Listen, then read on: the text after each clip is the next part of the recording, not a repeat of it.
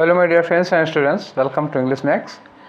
हम लोग कर रहे हैं एमटीएस की इंग्लिश का 2022 का डिस्कशन। ठीक, तो 2022 के एमटीएस इंग्लिश का पेपर डिस्कशन करते करते पीवाईक्यू करते करते आज हम लोग पहुंच गए हैं सेट नंबर 21 पर। ठीक है, सेट नंबर 22 हम लोगों ने पिछली बार किया था। आज का जो डिस्कशन है वो 12 मई 2021 का पहला शिफ्ट है। अब आप लोगों के मन में सवाल एक उठ रहा होगा कि हमने 11 मई का जो पेपर था, 11 मई का फर्स्ट शिफ्ट हमने करा दिया, सेकंड शिफ्ट करा दिया। आप ढूंढ रहे होंगे कि थर्ड शिफ्ट का पेपर तो हमको मिला नहीं, थर्ड शिफ्ट क्यों नहीं करा रहे हैं। तो थर्ड शिफ्ट का पेपर ये वाला और जो 10 मई का थर्ड शिफ्ट वाला पेपर था, ठीक, 10th में थर्ड शिफ्ट, तो 11 मई का थर्ड शिफ्ट और 10th मई का थर्ड शिफ्ट दोनों पेपर एक ही हैं। ठीक है, जो अवेलेबल हैं, मैं पेपर देने नहीं गया था, जो पेपर अवेलेबल हैं उसमें 10 मई का तीसरा शिफ्ट और 11 मई का तीसरा शिफ्ट मुझे सेम पेपर मिला हुआ है।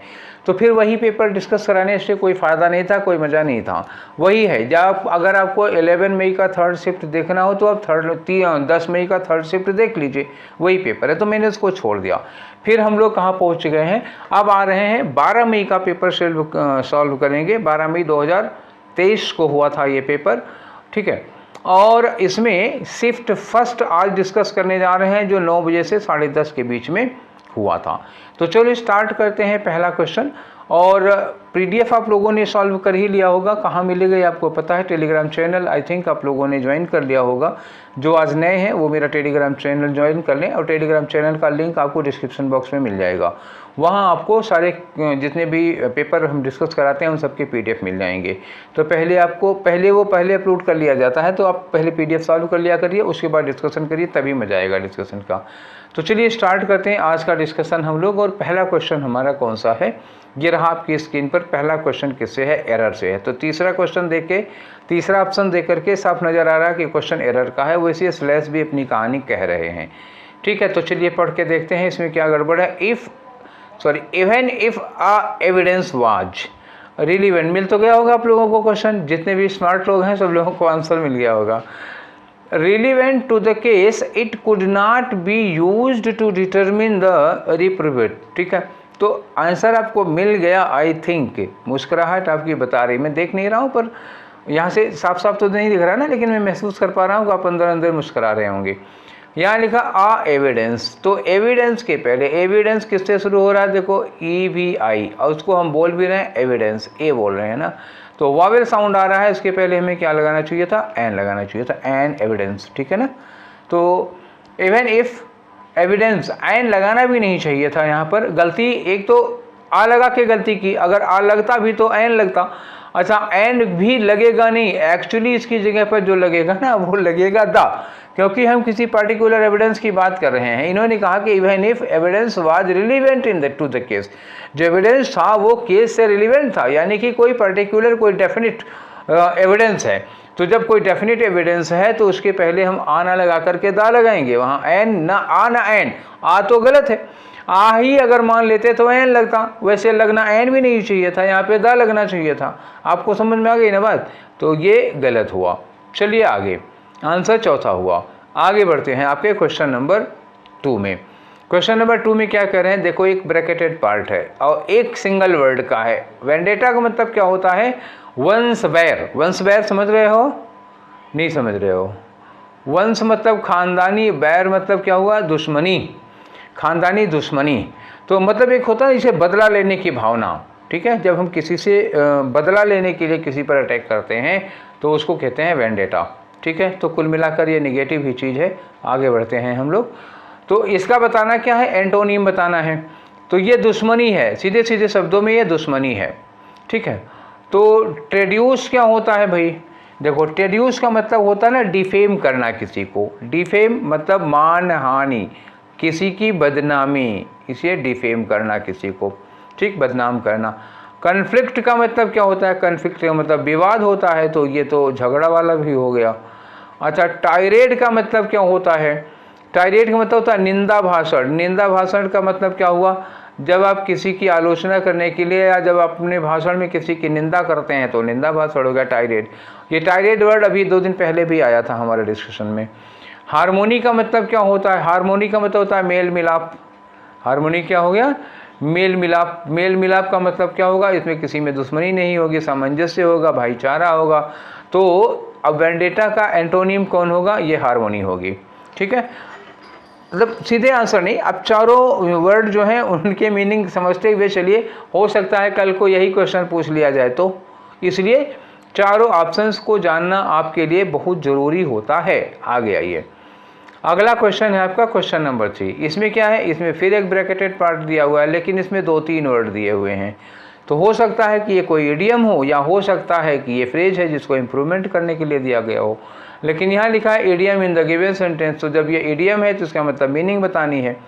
पढ़ के देखो, लिखा है विद वन गोल रिमेनिंग, एक गोल बची हुई थी, इतने में they were out of woods. ठीक है, they were not, sorry, with one goal remaining, एक गोल अभी बची है, तो they were not out of woods just yet, तो अभी तक वो लोग आउट ऑफ वुड्स नहीं हैं।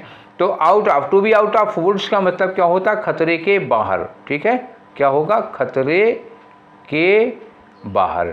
ठीक है, तो चलो इसका आंसर ढूंढो, कहीं मिल रहा है। बिटवीन टू डेंजर्स, तो ये खतरे में होना हो गया। विदाउट होप, ना उम्मीद होना। Free from difficulties and dangers, ये आ गया आपका आंसर। अंडर हिज कंट्रोल भी नहीं होगा, तो थर्ड वाला आया आंसर। ठीक है, आगे आते हैं नेक्स्ट पे आपके। तो नेक्स्ट है क्वेश्चन नंबर 4। क्वेश्चन नंबर 4 में क्या है? फिर वही कहानी है कि वेदरिंग कैन बी, अंडरलाइन क्या हुआ है? अंडरलाइन में इंप्रूवमेंट पूछ रहे हैं। देखो यहाँ दिया ना, नो इम्प्रूवमेंट, तो जो अंडरलाइंड पार्ट है उसको पढ़ के देखिए कि क्या वहाँ पर कोई मिस्टेक है। अगर है तो उसकी जगह पर सही क्या होगा, गिवन ऑप्शंस में से आप ढूंढ लीजिए। अगर वहाँ कोई गलती नहीं है तो फिर नो इम्प्रूवमेंट करेंगे। चलिए पढ़ रहे हैं, इन द समर, गर्मी में, the weathering can be very hot around here, तो वेदरिंग नहीं होता, द वेदरिंग नहीं, द वेदर होगा। ठीक है, तो और सब ठीक है, खाली वेदर देखो यहाँ पे, तो वेदर्स कुड नहीं होगा, और वेदर इज या वेदर कैन बी, तो यहाँ इज के साथ देखो बी लगा हुआ है। इज और बी दोनों साथ में नहीं लगेंगे, या तो इज लगा लो या तो बी लगा लो, तो ये गलत हो गया। अब आपके पास बचा क्या है? Weather can be. ठीक, आगे आ जाओ नेक्स्ट में। ठीक है, तो आपका नेक्स्ट वाला जो क्वेश्चन है, ये क्वेश्चन नंबर 5 में क्या पूछे हैं? रॉन्गली स्पेल्ड वर्ड, किसकी स्पेलिंग गलत है?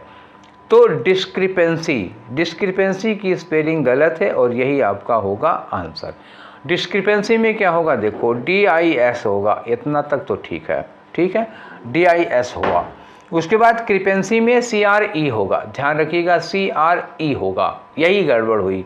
DIS सही था, CRE होगा। पेंसी में PEN होगा, पेन होता है, पेंसी, तो दो गलतियां हैं, एक इसकी और एक इसकी। डिस्क्रिपेंसी का मतलब क्या होता है? भेदभाव। क्या समझ गया इसको? डिस्क्रिपेंसी का मतलब भेदभाव या डिफरेंस कह सकते हो। इंडिस्पेंसेबल की स्पेलिंग सही है तो ये आंसर नहीं होगा, टायरनी की सही है तो आंसर नहीं होगा, 5 टाइम आप जानते ही हैं, सही है।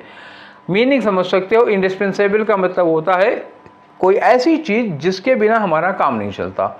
जैसे आजकल की लाइफ में क्या होगा, मोबाइल फ़ोन के बिना लोगों का काम नहीं चलता। अब तो मतलब वॉशरूम तक ले जाते हैं ना, सुबह सुबह वहाँ भी लेके बैठे रहते हैं। तो इंडिस्पेंसेबल का मतलब something without which we can not do, कोई चीज़ जिसके बिना हमारा काम नहीं चलता, वो अपरिहार्य है हमारे लिए, मतलब मोस्ट एसेंशियल हो जाता है, वो इंडिस्पेंसेबल होता है, जिसको हम अपने जीवन से अलग नहीं कर सकते। टायरनी का मतलब क्या होता है? जुल्म या अत्याचार। ठीक है, ऑपरेशन कह सकते हो इसको, टायरनी या जुल्म, एक्सप्लॉयटेशन कह सकते हो, अत्याचार हो गया, ये सब चीज़ें। 5 टाइम का मनोरंजन होता है। ठीक है, तो आगे बढ़ते हैं, आपका आंसर भी आपको मिल चुका है। नेक्स्ट आते हैं, आपका क्वेश्चन देखें क्या है, क्वेश्चन नंबर 6 है। इसमें इन्होंने क्या पूछा कि most appropriate word for the given group of word, तो ये एक वर्ड फ्रेज दिया हुआ है, इसके लिए 1 वर्ड यूज करो। तो वर्ड फ्रेज क्या दिया? Sound of owl. आउल मतलब उल्लू। उल्लुओं के बोलने की आवाज़ को क्या कहते हैं? उल्लुओं की जो आवाज़ होती है, उल्लुओं की जो बात वो होती है, उसको क्या कहते हैं? तो उल्लुओं की आवाज़ को हम लोग क्या कहते हैं? हूट या हूटिंग ऑफ आउल्स। तो ये होगा पहला आंसर आपका। ठीक है, क्रोक क्या होता है? क्रोक किसकी आवाज़ होती है जानते हैं? फ्रॉग की होती है, मेढक की होती है क्रोक, वो टर टर करते हैं, तो वो होगी फ्रॉग की, क्रोक होगी। हॉन्क क्या होता है? देखो, हॉन्क बाइक की बात नहीं कर रहा मैं, हॉन्क तो एक होती है हॉर्न की आवाज़, हॉर्न की जो आवाज़ होती है उसको भी हॉन्क कहते हैं। और एक वाइल्ड डक है। चूँकि सब पक्षियों जानवरों के लिए यूज किया जा रहा है, तो वाइल्ड डक जो जंगली बतख होता है उसके बोलने की आवाज़ को हम लोग हॉन्क कहते हैं। ने जो होता है वो घोड़े का हिनहिनाना है। क्या है? घोड़े का हिनहिनाना, उसको हम लोग ने कहते हैं। ऐसे ही और सारे जानवरों की आवाज़ें हैं, ठीक है। तो मैं किसी दिन सारे जानवरों की आवाज़ों पर एक दिन करा दूंगा, एक वीडियो बना दूंगा, क्योंकि इस पर क्वेश्चन 2-3 बार आ चुका है, अभी हाल ही में इधर ही क्वेश्चन आया है, ठीक है। तो अब चलते हैं आपके नेक्स्ट क्वेश्चन में। देखिए नेक्स्ट क्वेश्चन में क्या है, अरे यार चेंज हो जाओ, हाँ। नेक्स्ट क्वेश्चन है आपका क्वेश्चन नंबर 8। इसमें क्या कर रहे हैं, देखो यहाँ देख रहे हैं नो एरर, तो इसका मतलब इसको पढ़ के देखो। She never did apologize for her misconduct with the boss. ठीक है, उसने अपनी मिसकंडक्ट के लिए बॉस से अपोलोजाइज नहीं किया। तो देखो यहाँ नेवर लिखा हुआ, यहाँ डिड लिखा हुआ और यहाँ अपोलोजाइज लिखा हुआ है। देखिएगा ये डिड के साथ अपोलोजाइज्ड, ये बात कुछ हजम नहीं हुई। मैंने आप लोगों को इसके पहले भी कई वीडियोज़ में ये बात बताई थी कि डू है, डिड है और डज है। इनके साथ हम लोग क्या यूज करते हैं, वर्ब की फर्स्ट फॉर्म यूज करते हैं, ठीक है ना। तो यहाँ पे जब डिड लगा हुआ था तो ये अपोलोजाइज्ड नहीं होना चाहिए था। एरर फिलहाल आपको यहाँ पे मिल गई, ये गलत हो गया। डिड के साथ अपोलोजाइज्ड नहीं होगा, ठीक है। डिड हटा दो, वी नेवर अपोलोजाइज्ड सही हो जाएगा। लेकिन अब बात पूरी नहीं हुई, बात उठी है तो फिर पूरी ही हो जाए। देखो अगर इसमें इन्वर्जन करके लिखते हो, अगर नेवर से स्टार्ट करते हो, नेवर, तो आपको करना पड़ेगा नेवर डिड, उसके बाद she apologize, never did she apologize, ऐसे ये कर लो, ऐसा सही होगा। अगर आप सेंटेंस नेवर किसी निगेटिव एक्सप्रेशन से आप सेंटेंस स्टार्ट करते हैं तो इन्वर्जन होता है, हेल्पिंग वर्ब सब्जेक्ट के पहले आती है। या तो ये करो, या तो फिर आप ये करो कि सी के बाद आप नेवर लगाओ। नेवर लगाओगे तो आपको डिड लगाने की कोई ज़रूरत नहीं है। नेवर सी नेवर अपोलोजाइज्ड, अब आप इसको बना दो ये ऐसे। ये दो चीज़ें हो सकती थी जिससे सही हो जाता है ये, ठीक। फिलहाल आपको आपके आंसर से मतलब था, चौथा वाला गलत होगा।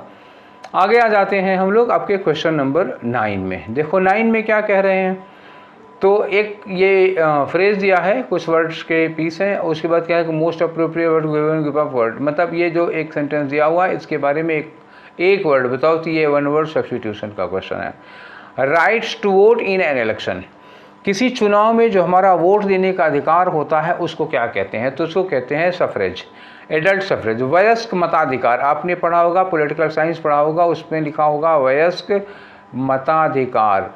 वयस्क मतलब जब आप 18 साल के हो जाते हैं तो आपको वोट देने का अधिकार मिल जाता है, इसी मताधिकार को कहा जाता है सफरेज, एडल्ट सफरेज, ठीक है। तो आंसर तो ये हो गया। बाकी जो और वर्ड है उनका मतलब आप जानना चाहते हो तो जान लो, ये आपका हक है और मेरा कर्तव्य है मैं बताऊं। आर्चर्ड का मतलब क्या होता है, बाग।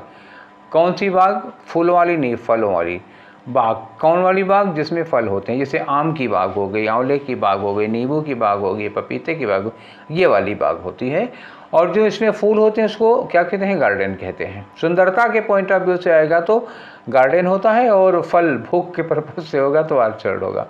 सफरेज की मीनिंग आप जानते हैं, प्रोपोगेंडा का मतलब होता है किसी चीज़ का दुष्प्रचार, ठीक है। पोर्टेबल का मतलब क्या होता है, पीने योग्य, ड्रिंकेबल कह सकते हैं। पोर्टेबल क्या होती है, ड्रिंकेबल, कोई ऐसी चीज़ जैसे पानी है, इस नल का पानी पीने लायक है तो पोर्टेबल वाटर कहेंगे उसको, ठीक। आगे आ जाओ, अब आपका क्वेश्चन नंबर 10 आ गया। क्वेश्चन नंबर 10 किससे रिलेटेड है, एक खाली जगह दी हुई है उसको आप भरिए। क्या लगेगा यहाँ पर, पढ़ के देखिए। Obesity is also progressive condition. जो ओबेसिटी होती है, ओबेसिटी का मतलब क्या होता है, मोटापा, मोटापा, ठीक है, समझ गए। एग्जाम आपको दिखाने की कोई ज़रूरत नहीं है, समझ रहे होंगे। Is also a progressive condition, ये एक प्रोग्रेसिव कंडीशन है। अनलाइक एनोरेक्सिया, एनोरेक्सिया मतलब एनोरेक्सिया से डिफरेंट ये एक कंडीशन है। एनोरेक्सिया नर्वोसा क्या होती है, ये एक मेडिकल कंडीशन है। मैं अभी आपको समझाता हूँ, 1 मिनट रुकिए, पहले क्वेश्चन समझ लीजिए। Obesity is also progressive condition unlike anorexia nervosa which tends to dash with age। अब इसमें कह रहे हैं कि जो एज के साथ धीरे धीरे क्या करती है, इम्प्रूव करती है, बढ़ती जाती है। तो इम्प्रूव करने या बढ़ने के लिए आप क्या लगाओगे, एमोलियरेट करोगे।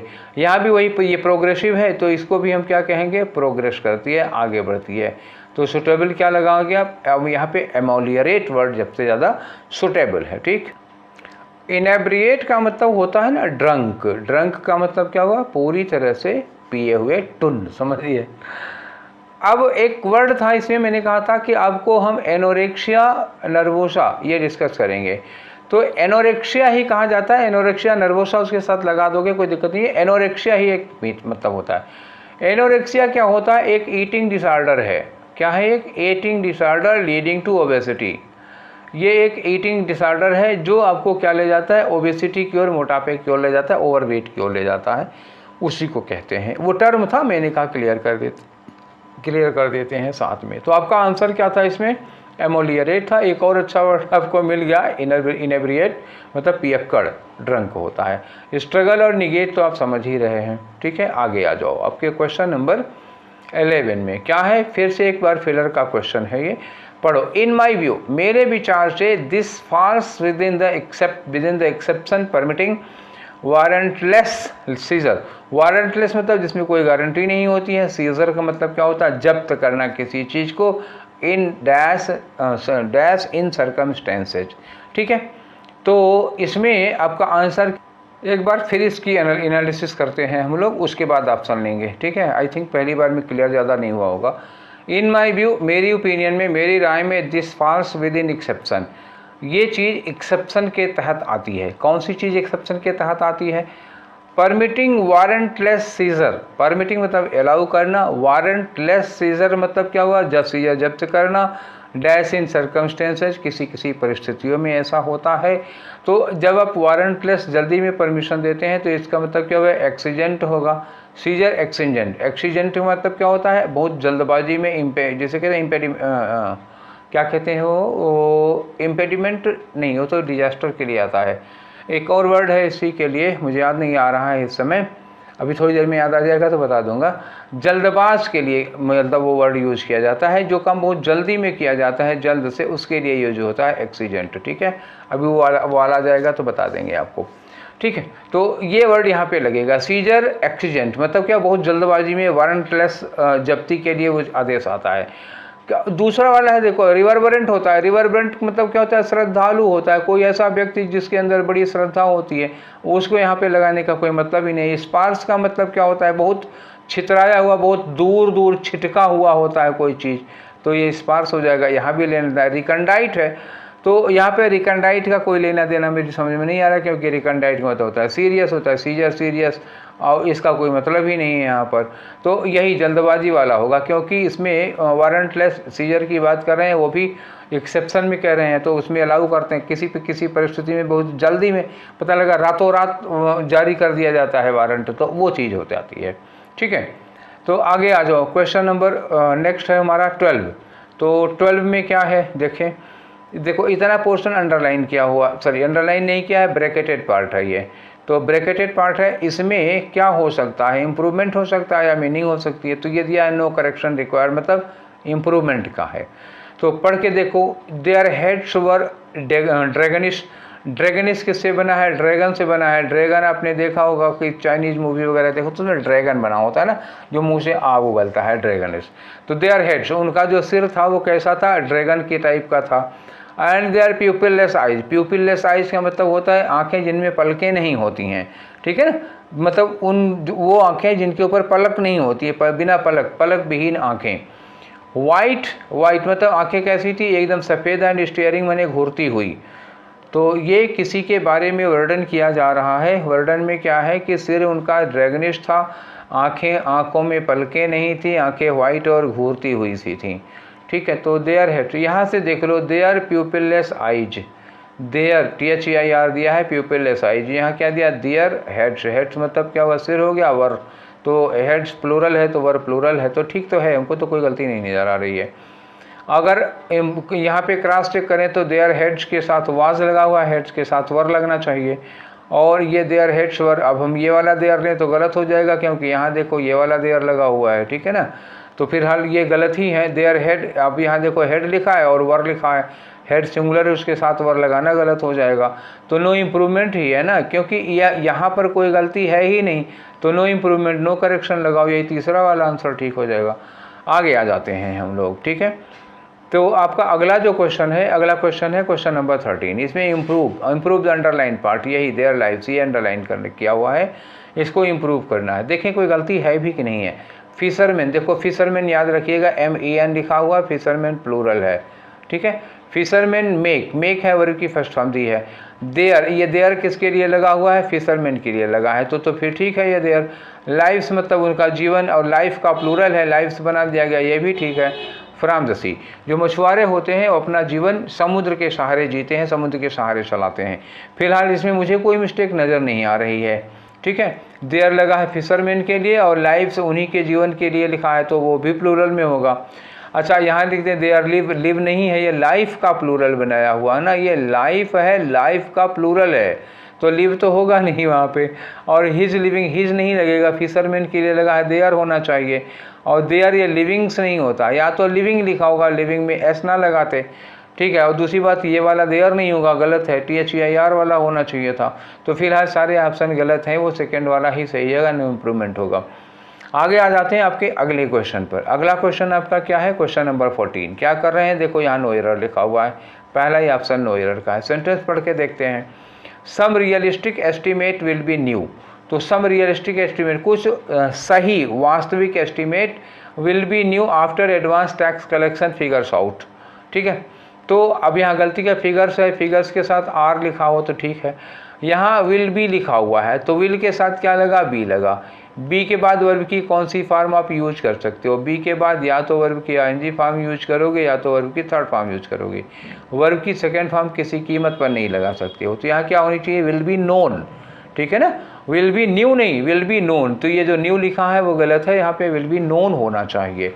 आगे आ जाएं, चलिए बढ़ते हैं। आपका क्वेश्चन नंबर 15। तो 15 में क्या है, ये देखो एक इडियम दिया हुआ है, फार एंड वाइड इडियम दिया हुआ है, इसकी आपको मीनिंग बतानी है।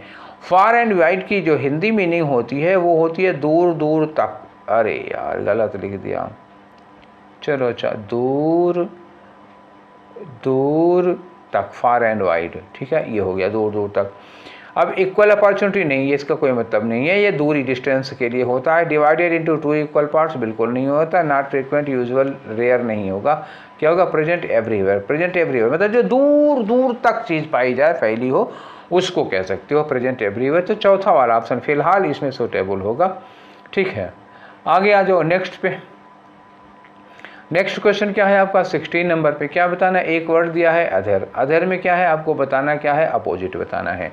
तो अधर का क्या मतलब होता है, अधर का मतलब होता है, देखो एक तो इसका मतलब होता है अबाइड, ठीक है। अबाइड मतलब क्या होता है, किसी चीज़ को आप फॉलो कर रहे हैं, ठीक है।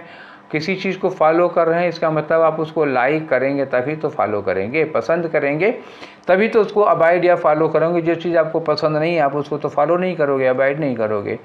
चलो, तो अप्रूव होना, अप्रूव होना तो इसका क्या हो जाएगा, साइनोनिम हो जाएगा। अधेर मतलब आप अप्रूव करते हैं, फॉलो करते हैं, अबाइड करते हैं।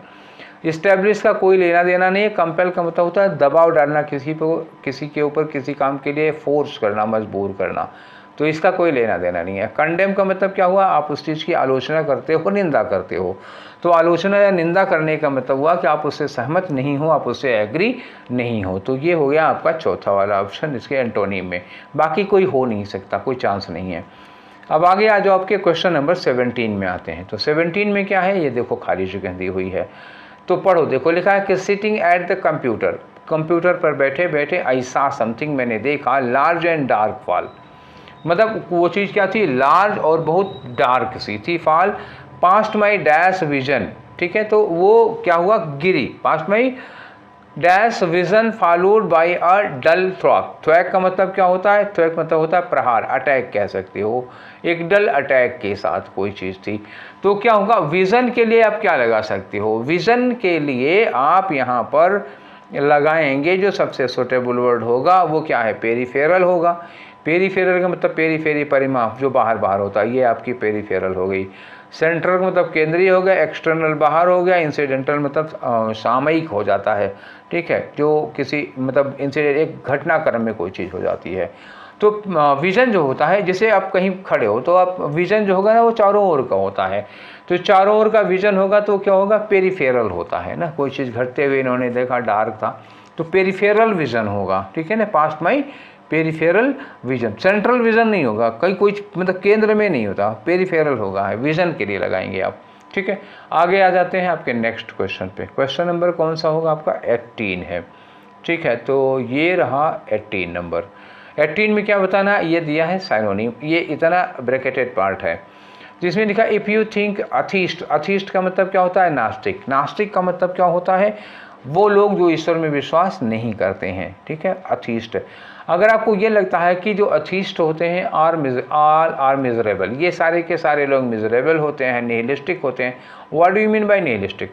निहिलिस्टिक होता है शून्यवादी, शून्यवाद। शून्यवाद का मतलब क्या होता है?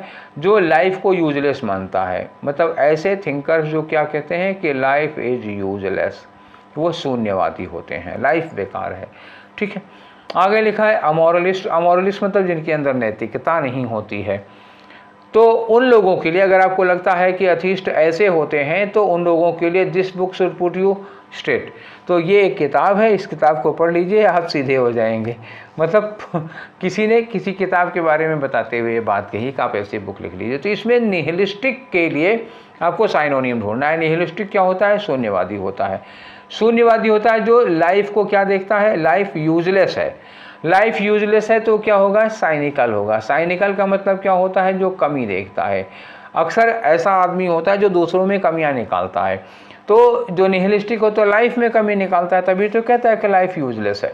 फिलहाल साइनिकल हो गया। टायरेनिकल का मतलब क्या हुआ? अभी थोड़ी देर पहले आया था ना टायरनी एक वर्ड, ठीक है, याद है? टायरनी एक वर्ड आया था, मैंने कहा था जुल्म या अत्याचार कहते हैं इसको, टायरनी। तो यहाँ पे टायरेनिकल आ गया। टायरेनिकल का मतलब जुल्मी या अत्याचारी होगा ये। कॉनिकल, कॉनिकल मतलब जो ऐसे कोन टाइप का होता है, ये नुकीला होता है ऊपर, ये कॉनिकल हो जाता है, इसको कोन कहते हैं। कैनोनिकल का मतलब होता है एकदम से लीगल, जो पैटर्न है, जो तरीका है, जो नियम है, उस नियम के अनुसार कोई चीज़ होती है, कैनोनिकल होता है। पूरे पैरामीटर्स को फॉलो करते हुए होगा तो कैनोनिकल होगा। ठीक है, तो इन तीनों में कोई लेना ही नहीं देना। ये है एक साइनिकल है जो किसी चीज़ में कमी निकालता है, और निहिलिस्टिक लाइफ में कमी निकालता है, इसलिए लाइफ को यूजलेस मानता है। तो आपका जो आंसर होगा, इसमें जो पॉसिबल आंसर लग रहा है वो इसके अलावा कोई वर्ड फिट ही नहीं बैठ रहा। ठीक है, अब आगे आ जाओ आपके नेक्स्ट क्वेश्चन पर। नेक्स्ट क्वेश्चन है आपका क्वेश्चन नंबर 19। ये देखो खाली जगह दी हुई है। यहाँ आपको क्या करना है? At the dash of the century.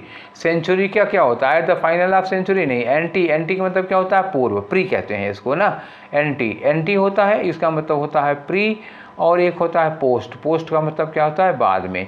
जैसे एंटी, एंटी का मतलब एंटी मेरिडियन, 12 बजे के पहले वाला एंटी हो जाता है, एंटीडोट होता है। अच्छा, एंगस्ट होता है। एंगस्ट मतलब क्या होता है? गुस्सा, एंगर जिसको कह सकते हो। तो ये भी नहीं लगना है यहाँ पर। एट द क्या होगा? At the end of the century, century के लास्ट में, शताब्दी के अंत में। तो यहाँ पे एंड लगा दो। ठीक है, तो आंसर कौन सा होगा? चौथा वाला होगा। नेक्स्ट में आ जाओ। नेक्स्ट में आपका है क्वेश्चन नंबर 20। ठीक है, तो ये 20 में क्या कह रहे हैं भैया? करेक्टली स्पेल्ड वर्ड बताओ। एक ही वर्ड दिया है, इंटेंसिटी। तो इंटेंसिटी में कौन सा वर्ड है जिसकी स्पेलिंग एकदम से ठीक है इंटेंसिटी की? तो इंटेंस में जो स्पेलिंग होती है वो क्या होगी? INTENS, ये इंटेंस हो गया, INTEN। तो इसमें हमारा कितना बचा? ये कट गया, इंटेंसिटी। उसके बाद क्या होगा? SITY हो जाता है, तो SITY में ये सी गया। ठीक है, इंटेंसिटी, इंटेंसिटी। तो दो तो इसमें ठीक ठीक दिख रहे हैं, तो मुझे लग रहा है कि कहीं कंप्यूटर ने ऑटो करेक्ट तो नहीं ले लिया है शायद। देखो इसमें INTEN SITY, INTEN SITY। तो इसमें ये जो ये वाला है आंसर, ये वाला था, और ये वाला जो है ये बाय मिस्टेक हो सकता है कि ऑटो करेक्ट कर दिया हो। यहाँ पे कोई मिस्टेक थी, ठीक है, और वो मुझसे हो नहीं पाई है। मतलब होता नहीं, कभी कभी लैपटॉप ऑटो करेक्ट कर देता है, तो इसको ऑटो करेक्ट कर दिया है, दिया यहाँ पर भी था। अब फिलहाल इस समय तो ये भी सही है। ठीक है, मेरे पेपर बनाने में कुछ गड़बड़ी हो गई, यहाँ भी मुझे स्पेलिंग में मिस्टेक देनी चाहिए थी। फिलहाल अभी ये पहली और चौथी दोनों की स्पेलिंग सेम है और यही दोनों करेक्ट हैं। यहाँ पर गलत क्या था वो मुझे पता नहीं है।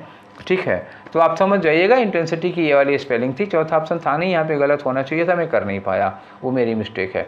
चलिए आगे आ जाते हैं। क्वेश्चन नंबर 21 से लेकर के 25 तक होता क्या है?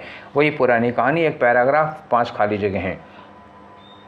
पढ़ के देखो। As an industrial solvent, solvent का मतलब क्या होता है, कोई चीज़ जो पानी में घुली होती है। इंडस्ट्रियल का मतलब जो फैक्ट्री से किसी फैक्ट्री का कचरा होगा वही कहा जाता है एज एन इंडस्ट्रियल सॉल्वेंट। पायरिडाइन, ठीक है, तो पायरिडाइन ये कोई केमिकल है। इज यूज्ड इन, तो इंडस्ट्रियल सॉल्वेंट के रूप में पायरिडाइन जो है वो कहाँ यूज किया जाता है, in a dash range of manufacturing process, मतलब एक बड़ी रेंज, मैन्युफैक्चरिंग प्रोसेस के बड़ी रेंज में यूज किया जाता है। तो बड़ी रेंज को क्या कहोगे, wide range, widely range, wider range, widest range, wide range होगा। बड़ी कंपेयर नहीं किया जा रहा है तो वाइडर वाइडेस्ट नहीं लिखा जाएगा। वैसे भी यहाँ पे आ लगा हुआ है, ठीक है, तो वाइडेस्ट लग ही नहीं सकता, दा लिखा होता तो भले लग जाता वाइडेस्ट, तो लिखा होगा इन अ वाइड रेंज। चारों वर्ड वही है, आपको सूटेबल फॉर्म लगानी थी तो पॉजिटिव डिग्री का होगा wide, wide range of manufacturing process. आगे देखो, it is also a by product, ये क्या होता है, बाई प्रोडक्ट। बाई प्रोडक्ट मतलब क्या होता है, सह उत्पाद। मतलब जैसे हम लोग कोई चीज़ बनाते हैं, तो कोई चीज़ बनाते हैं तो इसके साथ में एक चीज़, जैसे चीनी बनाना है, तो जब गन्ना पेराई होती है चीनी बनने के लिए, तो जो गन्ने की खोई होती है वो क्या है, उसका बाई प्रोडक्ट होता है। तो खोई जो है वो चीनी मिल का बाई प्रोडक्ट है। ऐसे ही ये कह रहे हैं कि पायरिडाइन जो है एक बाई प्रोडक्ट है, किसमें, कोकिंग कोल। कोकिंग कोल जो होता है उसका बाई प्रोडक्ट भी है ये, उसको कोकिंग कोल बनाते समय ये पायरिडाइन निकलता है। अब ये पायरिडाइन क्या है, पायरिडाइन इसी को जो है उसी के बारे में बता रहे हैं कि a crucial dash for steel production. जो कोकिंग कोल है वो स्टील प्रोडक्शन का बहुत ही क्रूशियल मटेरियल होगा, ठीक है। 2 में आ गया the Tees area. Tees area कह रहे हैं कि जो टीज एरिया है वाज होम टू बोथ, ये जो टीज एरिया है वो दोनों का घर है। किसका किसका घर है, स्टील और केमिकल डैश का। तो यहाँ फैक्ट्री या इंडस्ट्री आएगा, मतलब स्टील इंडस्ट्री या केमिकल इंडस्ट्री का घर है कौन, टीज एरिया, ठीक है। अब आगे आ जाओ, आगे लिखा है and the discharge of contaminated effluent. और ये जो अब स्टील और केमिकल इंडस्ट्री होगी, यहाँ पे इंडस्ट्री होगी, तो इंडस्ट्री का जो डिस्चार्ज है वहाँ से जो वेस्ट मटेरियल निकलता है वो कह रहे हैं the discharge of contaminated effluent. Contaminated मतलब हो गया प्रदूषित, एफ्लुएंट का मतलब क्या हुआ, वही जो फैक्ट्रियों से कचरा निकलता है। तो कंटेमिनेटेड कचरा समझ लो उसको, एफ्लुएंट को। डैश द रिवर, ये कहाँ आता है, नदियों में आता है, सीधे सीधे नदियों में गिर जाता है, नदियों में गिरता है। एंड सराउंडिंग वेटलैंड, नदियों में और जो आसपास में वेटलैंड होता है वहाँ जाके गिरता है। हैज़ बीन डैश प्रैक्टिस, ठीक है, हैज़ बीन डैश प्रैक्टिस मतलब क्या हुआ, यही हमारे देश में होता आ रहा है, ठीक है। ऑफन विद मिनिमल और नो ट्रीटमेंट, तो इसका या तो उसको कोई ट्रीटमेंट, कुछ ट्रीट ही नहीं करते हैं, जितना गंदा है गंदा ही सीधे ले आके नदी में ढकेल देते हैं, या मिनिमल ट्रीटमेंट मतलब थोड़ा बहुत शोधन कर देते हैं, थोड़ा बहुत शुद्ध कर देते हैं, उसको जहरीलापन निकाल देंगे, नहीं तो ऐसे ही सीधे नदी में ढकेल दे रहे आगे। तो ये हमारे देश की क्या है, हमारे देश की कॉमन प्रैक्टिस होगी। मतलब जब सब लोग ऐसा ही करते हैं तो उसको क्या कहोगे, कॉमन प्रैक्टिस। तो ऐसा ये सेंटेंस इस मूड का है, इस तरह जाएगा, ठीक है। अब चलो एक और से हम लोग करते हैं। तो पहले वाले के लिए हम लोग भर ही चुके हैं कि ये वाइड होगा, अगले वाले के लिए आ जाओ, ठीक है। फिलर नंबर 2, यहाँ पे क्या लगाओगे, यहाँ पे देखो लिखा है कि यहाँ इट इज़ आल्सो, जो पायरिडाइन है वो क्या है, it is also by product of coking coal. अब कोकिंग कोल को कह रहे हैं a crucial dash for steel production, जो स्टील प्रोडक्शन के लिए बहुत ही क्रूशियल, बहुत ही इंपॉर्टेंट मटेरियल है। मटेरियल के क्या लगाओगे, डिजायर लगाओगे नहीं, लोड लगाओगे नहीं, कोड लगाओगे नहीं, इनपुट है। तो इनपुट मतलब रॉ मटेरियल हो जाएगा। किसी चीज़ को बनाने में जो चीज़ हम डालते हैं वो इनपुट कहा जाता है, इनपुट रॉ मटेरियल हो गया, दूसरा भी हो गया। आगे आ जाओ भाई, तो तीसरे वाले फिलर में यहाँ पे क्या लगाओगे, मैंने ये देखो लिखा है द टीज एरिया, जो टीज एरिया है वो होम है किसका, both steel and chemical dash. तो स्टील और केमिकल इंडस्ट्री या फैक्ट्री होगा, तो फैक्ट्री में नहीं मोनोपोली होगा, नहीं सैल्यूटेशन होगा, नहीं फैब्रिकेशन, इंडस्ट्रीज ये हो गया। स्टील एंड केमिकल इंडस्ट्रीज होगा या फैक्ट्रीज होगा, तो फैब्रिकेशन नहीं होगा, निर्माण नहीं होगा, इंडस्ट्री होगी यहाँ पर, ठीक है। तो इसके पहले भी इंडस्ट्रियल वेस्ट वगैरह की बात हम लोग कर चुके हैं ना, तो इसलिए इंडस्ट्री ही यूज कराओगे, ठीक है। अब आगे आ जाते हैं चौथे नंबर पे। तो ये रहा आपका फिलर नंबर 4। फिलर नंबर 4 में क्या करना है, इन्होंने कहा कि ये सारी चीज़ें जो केमिकल इंडस्ट्री है उसके बाद इनका जो डिस्चार्ज है एफ्लुएंट, कंटेमिनेटेड एफ्लुएंट है, उसका जो डिस्चार्ज है उसको जो निकालते हैं वो करते हैं डैश द रिवर, कहाँ जाता है, इनटू द रिवर। इन तो इन नदी में पहले से होना चाहिए, ऑन टू लगेगा नहीं, इनटू नदी में ले जाके डाल देते हैं, वो इनटू लगेगा यहाँ पे प्रीपोजिशन। और सराउंडिंग वेटलैंड में डाल देते हैं। हैज़ बीन डैश प्रैक्टिस, ये हमारी कैसी प्रैक्टिस रही है। तो अगर सबकी प्रैक्टिस है तो क्या कहोगे, मिनियक प्रैक्टिस। मिनियक मतलब सन की हो जाएगा, बिल्कुल नहीं है। रोकुस लिखा हुआ है, रोकुस का मतलब हंगामा होता है, हंगामा भी नहीं है ये। बोगस का मतलब जाली या नकली हो गया, तो जाली या नकली का भी कोई लेना देना नहीं है, कॉमन प्रैक्टिस होगी ये, ठीक है। वही शुरू में भी लग रहा था कि करीब सारी फैक्ट्रियाँ अपना कच्चा मटेरियल ला के नदी में डाल देती हैं लगभग बिना ट्रीट किए। तो ये कॉमन प्रैक्टिस चल रही है, एक कॉमन परंपरा है हमारे देश की, सभी लोग ऐसा करते हैं। तो कॉमन प्रैक्टिस ही ठीक है यहाँ पर लगाना। तो ये हो गया हम लोगों का सेट नंबर 21 के कितने कर लिए हम लोगों ने, 25 क्वेश्चन कर लिए। आज 12 मई का फर्स्ट शिफ्ट था, हम लोग कर रहे थे, ठीक है। तो ये सेशन आप लोगों को कैसा लगा, अपनी राय ज़रूर दीजिएगा। और स्टेनो के लिए भी एक वीडियो मैंने डाला था, आप लोगों की राय की उम्मीद है मुझे, उस पर भी आप अपनी राय ज़रूर दीजिएगा। जिन लोगों को, बहुत से ऐसे लोग होंगे ना जो MTS भी दे रहे हैं, स्टेनो भी देंगे, तो वो डिस्कशन आप देख लीजिएगा, आपके बहुत काम का है। स्टेनो वाला बड़ी मेहनत करके बनाया है मैंने उसको, ठीक है। और आप लोग अपनी राय हमको ज़रूर दीजिएगा, आपकी राय हमारे लिए बहुत क्रूशियल, बहुत इंपॉर्टेंट होती है। तो ढेर सारी शुभकामनाओं के साथ आपके एग्ज़ाम के लिए, आपका एग्ज़ाम बहुत अच्छा हो। इसी के साथ हम ये सेशन यहीं पर वाइंड अप करेंगे, फिर सेशन अगले सेशन में मिलेंगे आप लोगों से कल। Till then take care, thank you.